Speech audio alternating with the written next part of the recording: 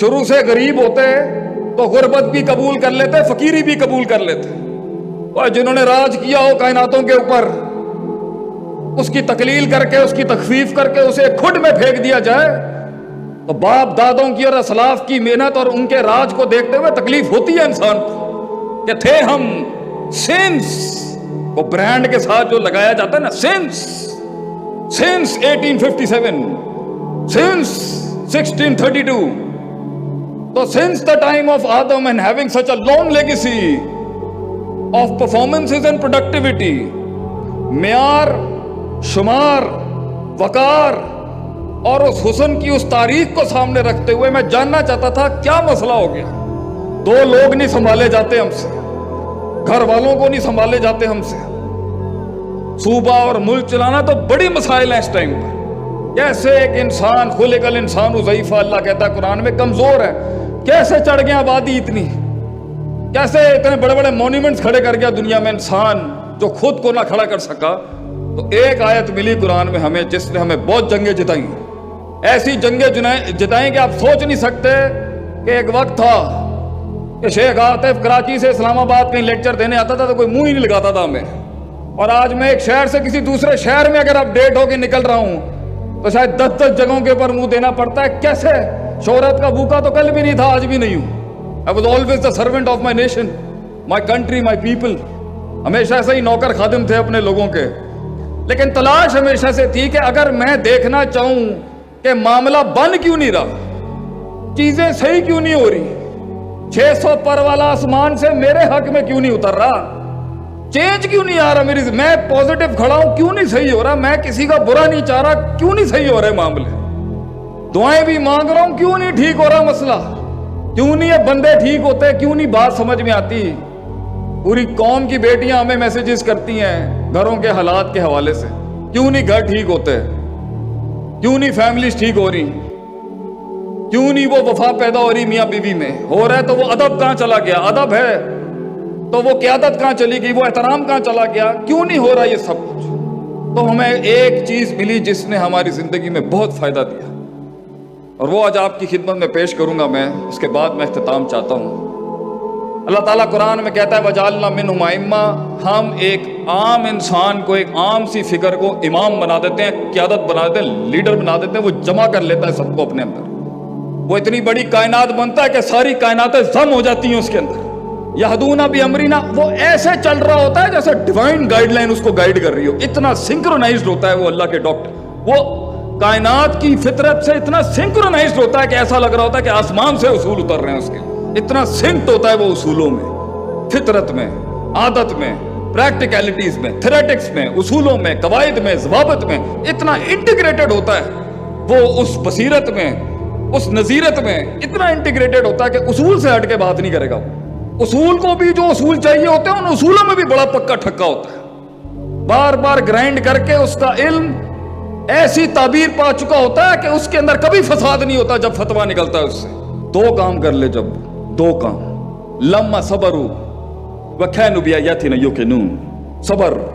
پہلی چیز کہ وہ قوم, وہ لوگ صبر کرنا سیکھ جائے. اور صبر کا مطلب یہ نہیں ہے کہ آفت آئی ہو تو آدمی برداشت کرے, یہ ایک بڑی اسپیسیفک ڈیفینیشن ہے اس کی. علمی لحاظ سے صبر کہتے ہیں وہ نہیں کرنا جو کرنے کا محل نہیں ہے,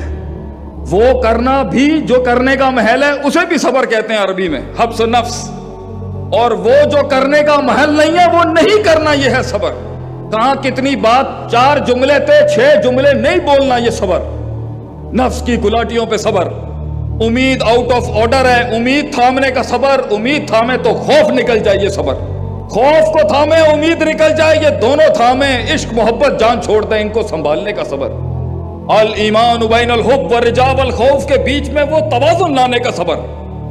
ان کو سنبھالنے کی کوشش کریں گے تو شیطان کے وسوسوں پہ صبر, شیطان کا وسوسہ سنبھالنا چاہیں گے تو شک اپنے گھوڑے لے کے آ جائے گا, اس کے خلاف صبر, شک اور یقین کی جنگ لڑی رہے ہوں گے, شہوت صبر کو توڑ دے گی, اس کے خلاف صبر, ڈیزائرز کو قابو کرنے کی کوشش کر رہے ہوں گے تو وہاں سے ان کا میسج آ جائے گا, اس پر صبر, میسج کے اندر جو منفیت ہوگی یا کچھ اور چیز ہوگی اس سے بچنے لگیں گے تو ایک اور من الجنتی والناس کھڑا ہو جائے گا, اس کا صبر. یہ سب کو سنبھالنے کی کوشش کر رہے ہوں گے تو احساسات کو، جذبات کو لفظوں کی تعبیر نہیں ملے گی، اس کی صبر. زبان کو تعبیر ملے گی تو حکمت سمجھ نہیں آئے گی، لفظوں کے استعمال کے اوپر صبر. اپنی غلطیوں کے اوپر صبر، غلطیوں کے بعد اس کو تصحیح کرنے کا صبر،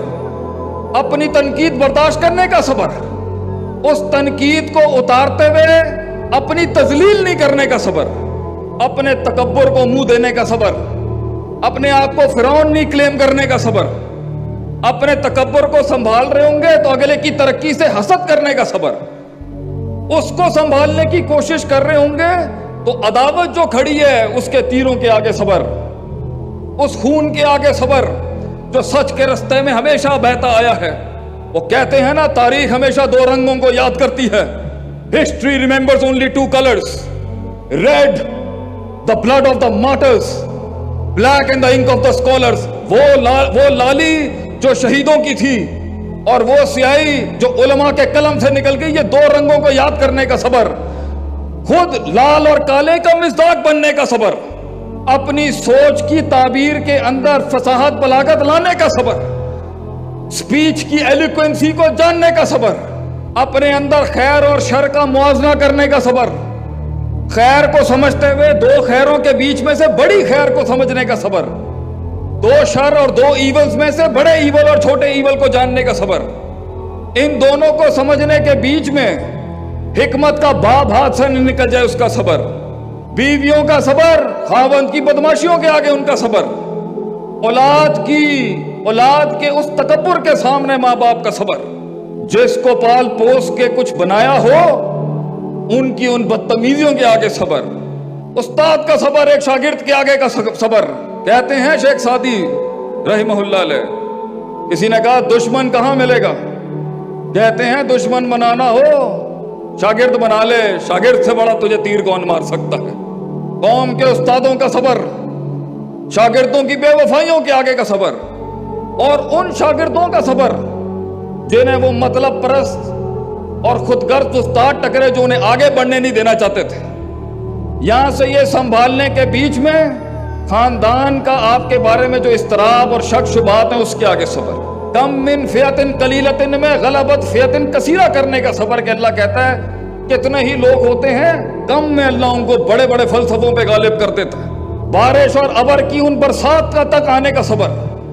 لوگوں میں اپنا گیت منوانے تک کا صبر. جب تیرے حسن اور جمال اور کمال کو پہچاننے والے وہ کان ہوں گے، اس لیے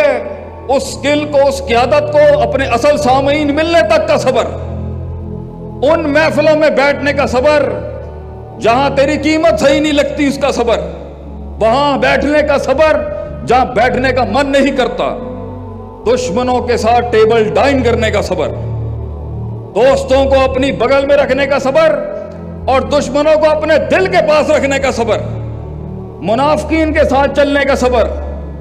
جانتے ہوئے کہ وہ اندر چھرے رکھ کے تیرے خلاف سازشیں کر رہے ہیں پھر بھی ان کے ساتھ چلنے کا صبر.